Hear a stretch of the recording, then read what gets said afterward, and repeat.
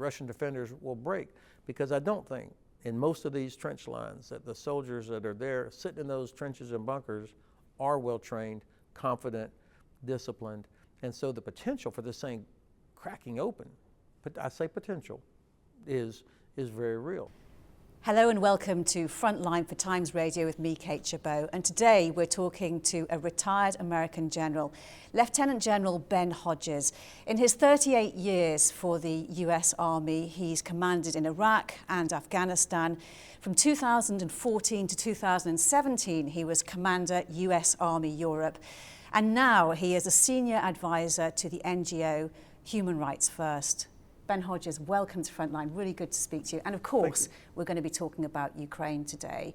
How do you see it? Do you see we're entering into phase 2.0 in this war? I think right now is sort of the calm before the storm. The momentum has shifted so much to Ukraine's side. Ukrainians are preparing for a counteroffensive that we all think is coming soon. Every day there's new good news about countries like the UK, Germany, others wanting to provide resources to the Ukrainian side. And there's generally bad news almost every day for the Russian side. So I'm very optimistic about what lies ahead. And recently this week, we've seen a new development. It is incursions into Russia itself in the Belgorod region. This is forces for the International Legion in Ukraine. What do you make of this exactly? This is very interesting because there's 3 or 4 plausible explanations of what happened. Clearly, looking at the pictures of the aftermath, the Russians staged something to make it look like they had destroyed the entire incursion, but it didn't take. Because these are Russian fighters fighting for the Ukrainian cause, or, but also to topple Ukraine. Or else they are taking advantage of an opportunity fighting for their own cause. I would imagine that there is some connection with Ukrainian intelligence or something like that, but I can't tell for sure, and other than the distraction it causes for the Russian side, you know, why would the Ukrainians do it? I see benefit for the Ukrainians, but I don't know for a fact that they have directed this. We're talking about the Freedom of Russia Legion and the Russian Volunteer Corps. How seriously should they be taken, do you think? Well, it kind of depends on the Russian reaction. If the Russians take it very seriously, that this is a real distraction for them, and if they have to start pulling resources from somewhere else to strengthen their own border, I think this is a good thing because it takes them away from where I think Ukraine's main effort is going to be. And how much do you think Ukraine is behind them? Did they supply the weapons, for example? Again, hard to say. I mean, we should keep in mind that Russia, particularly on the frontiers of Russia, is not like Moscow. I mean, the control of the government extends not 100% to every little village in town. So it's not inconceivable that you could have people who are not pro-Kremlin, that are Russian, that would be able to get their hands on equipment, weapons, uniforms, things like that. You know, of course, there are soldiers from Belarus, or people from Belarus who are fighting for Ukraine. There are Russians who are fighting for Ukraine. This seems like some sort of aspect of that. So at the moment, do you see this more as a distraction rather than something that's going to lead to some kind of escalation? Yes, I think this is a distraction that causes problems for the Kremlin. And of course, they have to explain it. And if this makes it more difficult for Russia to mass against Ukrainian forces, then I think it's a good thing. There are reports today that Russia has launched an attack on a medical clinic in Dnipro. This may well turn out to be a war crime. How optimistic are you that the people who've committed war crimes are going to be held to account and brought to justice? Yeah, well, of course, 100% it is a war crime to target hospitals. And you know, these are precision weapons that are being used, so these are not accidents. And there's been a pattern of going after medical facilities as well as other civilian infrastructure. I think that one of the things we should be doing is posting with the Times, for example, the pictures of the entire chain of command, everybody that has a role to play from the Kremlin on down to the captain that's responsible for the battery that launches the rocket or the missile. This is who they are, because I think this will be one of the most effective ways to start putting pressure on Russians when they realize they cannot do this with impunity. And indeed, the NGO you advise, Human Rights First, is working in Ukraine and is advocating for changes to US policy to make it more easy to bring people to justice. Isn't it time for the US to join the International Criminal Court and support absolutely. I just penned a opinion piece that was published in Washington, D.C. the other day, along with two former Supreme Allied Commanders of Europe, General Breedlove and General Wes Clark, advocating for at least our Secretary of Defense should support the ICC, the International Criminal Court, in the collection of evidence, so to help them collect evidence of these war crimes. And I hope that our government will decide it is time, that we need to be a signatory to the Rome Statute, which gives that jurisdiction. We have to live up to our own talking points. And what kind of response do you get from the Secretary of Defense? Well, he hadn't called me personally yet. The concern there in the Department of Defense has always been, could this be used against American soldiers in a way? I mean, let's be candid. Soldiers from the United States are not the same as soldiers from a country that has a different sort of profile. So I think that's part of the reason for the caution. However, the President supports this, Secretary of State supports this, and the Department of Defense seems to be the most conservative in this case, and I hope they'll change. Do you think they will change? I think eventually we will. We've been hearing for a couple of weeks now that the Ukrainian counteroffensive is coming. Is it coming, and when? So General Zaluzhny, the chief of the general staff there, is an amazing soldier. I mean, he's very good. I've been impressed with their discipline. We know more about the Russians than we do about the Ukrainians, which is as it should be. But I think this counteroffensive, which everyone feels is coming, it'll happen when they're ready for it too. And I think he has three conditions. Number one, are his own forces ready? Do they have enough strength, armored brigades that can penetrate on a narrow front the dense Russian linear defenses? That's one thing. And so all the work that UK has been doing, the equipment Germany's provided, what the US is doing in other countries, that's what's happening right now. I think they probably are just a few weeks away from being ready in terms of their own strength. The second condition, what about the Russian forces? Have they been degraded enough to give the best chance for Ukraine's attack to be successful? That means destroying ammunition, destroying fuel, creating chaos in the rear area. And then, of course, the third condition is the ground, the trafficability. Is the soil dry enough to be able to support the churn of hundreds of heavy tracked armored vehicles? When those three conditions are set, I think he tells President Zelensky we're ready to go. And how do you think that will be conducted? Well, I think you're going to see what we would call combined arms, meaning mechanized infantry, tanks, engineers moving in armored vehicles, artillery and air defense moving along, overwhelming combat power massed on a very narrow front. They don't have to attack the whole 900 miles. They just have to get through these defenses to, I think, the Azov Sea coastline to cut the so-called land bridge. I think that's when it starts, that's what will happen. But right now what's going on is what we call shaping operations to set those conditions. Presumably the F-16 planes that have been promised, that the US now says it's going to help in the training of the pilots to fly them, they won't come soon enough for this counteroffensive. Not for the opening of it, unfortunately, no. What difference do you think they'll make when they do arrive? Well, this will be a significant increase in capability for the Ukrainian side. And of course, it's not just the airplane, it's the pilots, it's the system. Are they prepared to conduct operations, whether in support of ground operations or air-to-air, to keep Russian aircraft away, to sort of almost create like a bubble that pushes away Russia's ability to counter Ukraine's offensive. Now, obviously, we should have made this decision 8-10 months ago. We'd have F-16s from multiple countries being flown by Ukrainian pilots already. We are where we are. It will still help when they show up in the next 3 or 4 months. And Ukrainians will always be faster than we think we are. They are proving this over and over. When they start having an effect in the next 3 months or so, if you're on the Russian side, you're like, doggone it, we've been hanging on, waiting for the West to quit supporting Ukraine, and now this shows up. So that will have I think, an important psychological effect in favor of Ukraine as well. The Wagner group of mercenaries claim to have captured the city of Bakhmut, and they say they will now leave it to Russian soldiers. We've seen their boss, Yevgeny Prigozhin, wandering around on camera saying that he's doing that and congratulating the mercenaries. Do you think either can hold it? Well, of course, Mr. Prigozhin takes no orders from the Russian general staff. Shoigu, Gerasimov, he doesn't listen to them.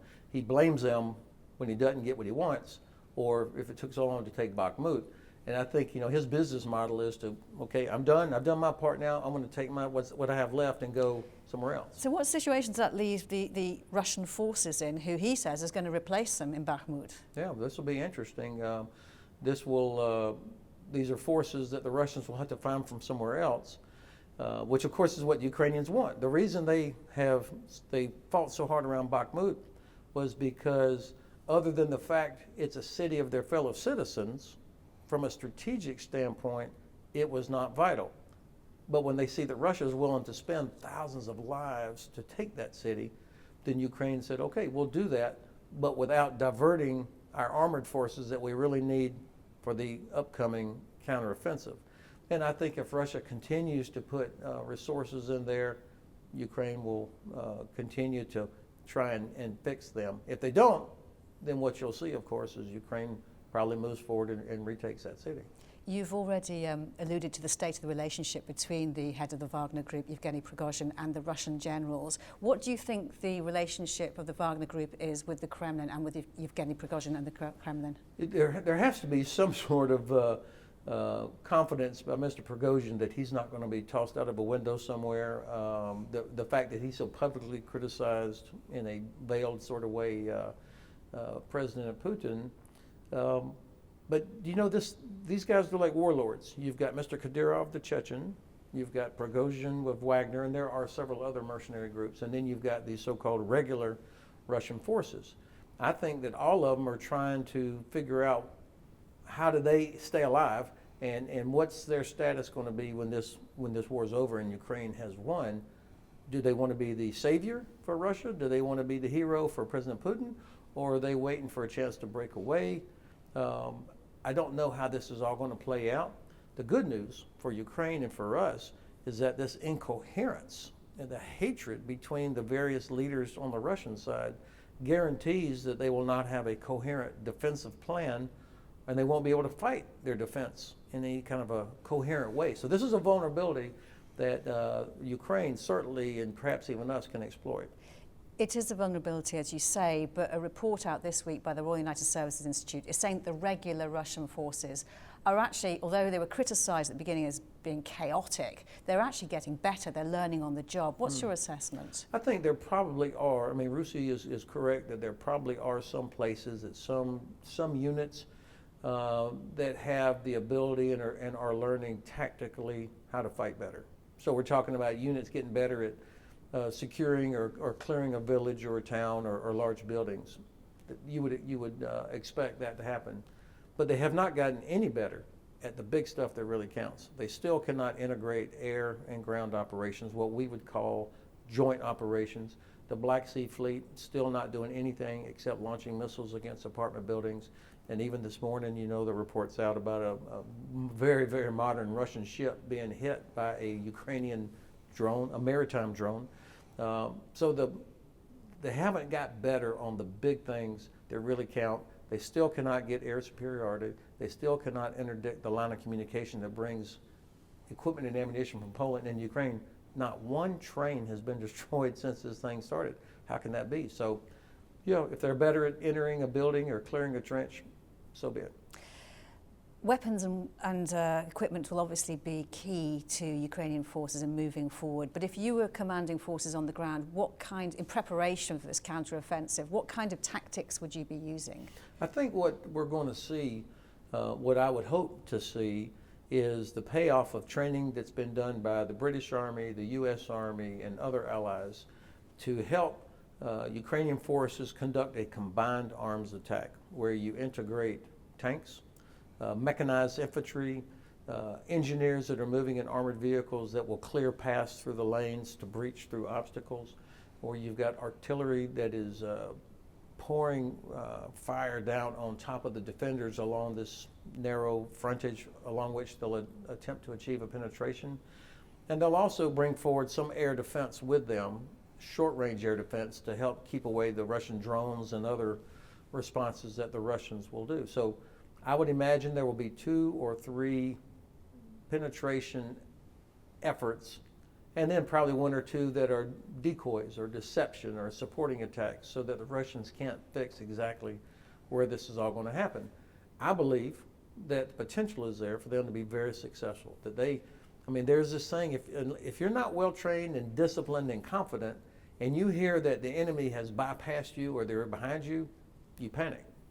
Russian defenders will break, because I don't think in most of these trench lines that the soldiers that are there sitting in those trenches and bunkers are well trained, confident, disciplined.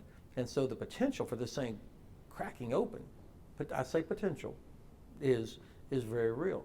Of course, we know that war, the nature of war is unchanging. It's violent, it's uncertain, there's friction, there's fog. So things could go wrong in some places. And to address how long this war will go on, there are some schools of thought that President Putin will try and spin it out for as long as possible, perhaps till after the presidential elections in the US. And then there are those that say that what he really wants is a settlement, a deal, a peace deal brokered by the US. Where do you think it lies, the truth? His only hope, and I do mean the only hope that the Kremlin has, is for the West to lose interest or to get tired or to get distracted by something else. That's the only thing he can do. There is no other thing they can do to bring about a successful conclusion from a Russian perspective. And you're right. Of course, they know exactly when the American elections are, British elections are, Polish, and on and on and on. Fortunately, the U.S. election is 18 months away. Fortunately, the U.S. Congress continues to support this effort in a very, very strong bipartisan way. Stand fast. There are 3 or 4 loudmouths on both extremes, but by and large, the Congress is in strong support.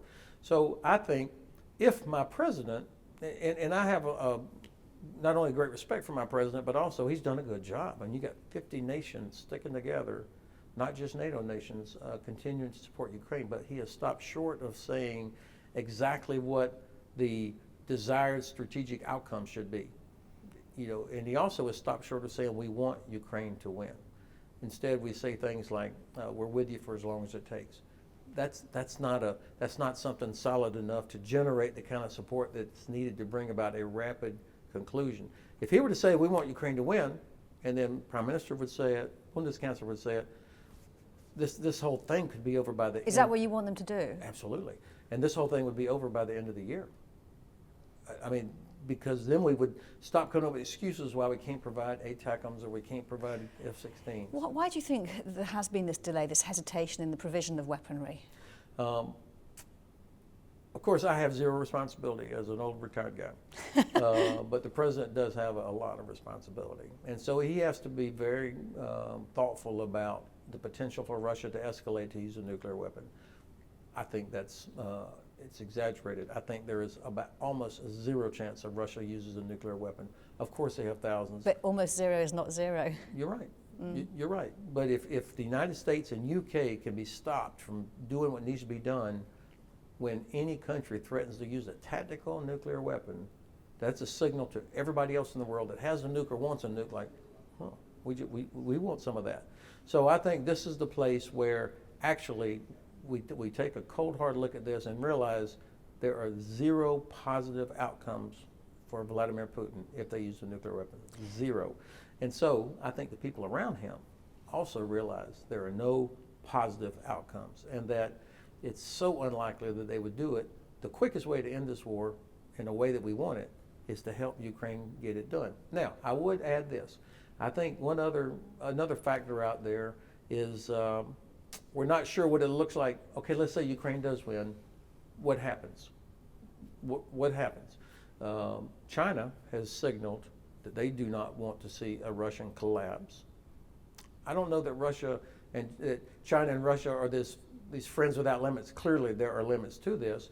And maybe there is a role for China in some way that gives Russia an exit out of this mess that they have put themselves into But it cannot be. I personally would never advocate for Russia being able to retain even 1 square meter of Ukrainian sovereign territory, to include Crimea. In which case, what kind of exit could Russia be given to get out of this mess, as you call it? Well, look, this is when the Soviet Union made the decision to get out of Afghanistan, you didn't have all the nations of the world wringing their hands like, oh, we need to give the Russians an off-ramp.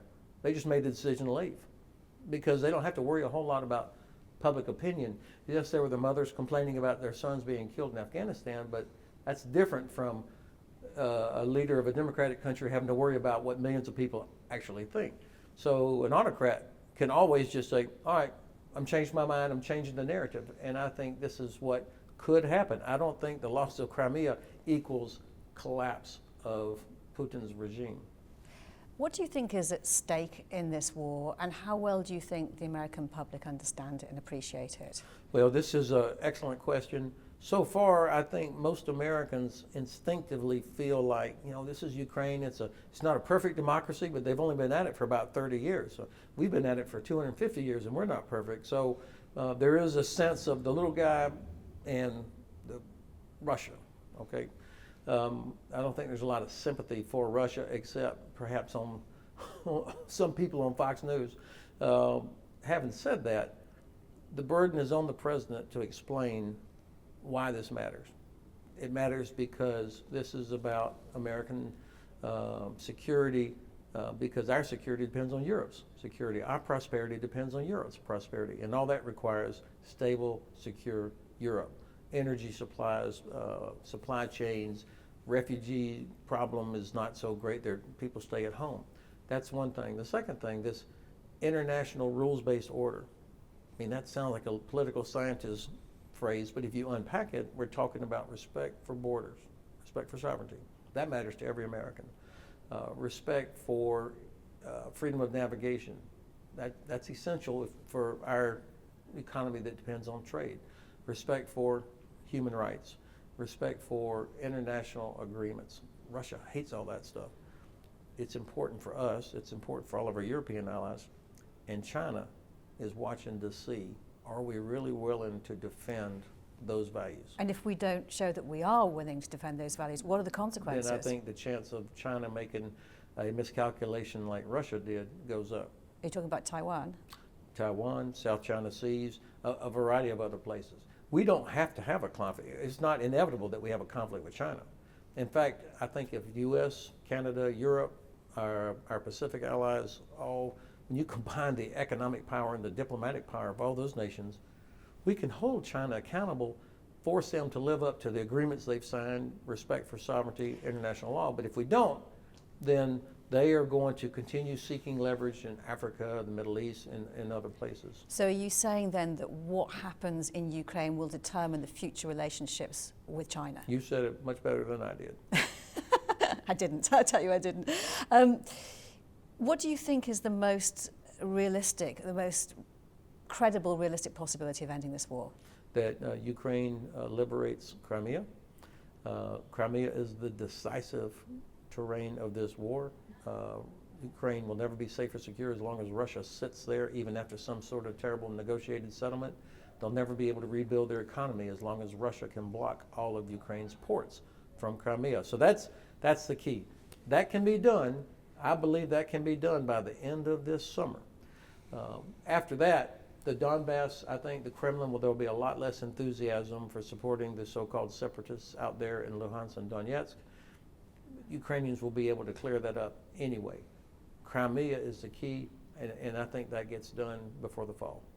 You were Commander U.S. Army between 2014 and 2017. If you were in that post now, what would you actually be doing at the moment? I'd probably be as far and close to the border as I could possibly be, trying to feel what was going on there, talking to our Polish allies, talking to our Lithuanian allies, and going up into Finland, understanding what's going on up there. But the key for U.S. now is not combat power. Our combat power, obviously. Our job is to defend all of NATO territory. But what the U.S. Army in Europe is doing now with our German allies, our British allies, and others, this flow of equipment and ammunition that emanates from southeastern Poland and Rzeszów. It's incredible what they have done. I mean, it's astounding. I would be focused on making sure that that was uninterrupted. And this war has broken out, what, 5 years after you left that post? What's it like for you watching that now? Well, the way you said that, I would like to say, well, the Russians would have never attacked while I was there. But the truth is, they did attack when I was there, because 2014 is when the war started. Of course. When I was in command. So I think to truthfully answer your question, of course, I have to say I'm envious in a way of the guys that are there now, dealing with the challenges, wrestling with all the logistics, the intelligence, working with our allies. I loved that part of being a soldier. I love that. But there's so much talent in our army of people that continue to come up. It was time for me to get out of the way. And did you ever envisage what happened in 2014 when Russia annexed Crimea? And did you ever foresee what was going to happen now with this war? I actually did believe this was going to happen. I didn't envision exactly how it was happening. Why did you think that? Well, because I could see. I was in the army for a very long time, and you watch what the Russians are doing, and we failed to respond after they invaded Georgia in 2008. We failed to adequately respond after they supported the Assad regime, and you know, I'm looking around. The U.S. Army was getting smaller in Europe. The British Army was almost completely out of the continent back home. The German Bundeswehr was getting smaller. It had lost its edge. The Russians, in the meanwhile, were modernizing. And so while I overestimated Russian capabilities, things were going in the wrong direction. So in 2015, I did an interview with Wall Street Journal, and I said, I think we're going to be in a war in about 5 years. But that was just based on a practical military assessment and believing that the Russians only respected strength. And I was not very popular when I said that. But you're not in the army for popularity. You're there to try and make sure that you never ever have to fight a war by demonstrating that you're prepared. And yes, it is very expensive to do what needs to be done for effective deterrence. But look at the cost now, because this war is what failed deterrence looks like, and the cost in lives as well as money is enormous, and it was all avoidable. Any unpopular insights you want to share with us now? Well, look, when the Russians made their miscalculations, it was based on overconfidence on their part that they would just be able to blow into Ukraine. There was no way the Ukrainians were going to fight back. Secondly, we, the West, had not done a whole lot to give them cause for concern. I mentioned the previous times where we had not responded. And then, of course, in the U.S., we were a mess. You know, the former president denying he'd ever lost the election, January 6th, all of this embarrassing rupture in American society, plus the way the war in Afghanistan had come to an end. I mean, you could almost imagine the Kremlin saying, these guys they're not going to do anything. Germany was still building Nord Stream 2 up until late in 2021. So for me, this is the biggest lesson, is that it's what we already knew. You know, you can't appease when you're dealing with a brutal autocracy like Russia. They only respect strength. And I know I sound like a scratch record, but it's a fact. They've never been anything but an empire for almost 5 centuries. And until they are defeated on the battlefield, there will never be a reckoning. And whoever comes after Putin will be something like him, just with a less effective military. Lieutenant General Ben Hodges, it's been a pleasure to speak to you. Thank you very much for your time. Thanks for the opportunity. You've been watching Frontline for Times Radio with me, Kate Gerbeau. Our thanks to Louis Sykes, our producer, and my thanks to you for watching. Bye-bye.